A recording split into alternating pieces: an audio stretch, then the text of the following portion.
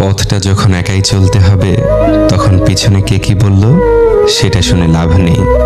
দূরত্ব সৃষ্টি না হলে প্রিয় মানুষের প্রতি ভালোবাসা কতটা গভীর তা বোঝা যায় না। ক্ষমা চাইলেই সব হয় না, হৃদয়ে এসে আঘাত করা কথাগুলো সহজে ভোলা যায় না। কেউ জন্মগতভাবে খারাপ হয় না, খারাপ বানায় কিছু বেঈমান আর আশেপাশের পরিস্থিতি।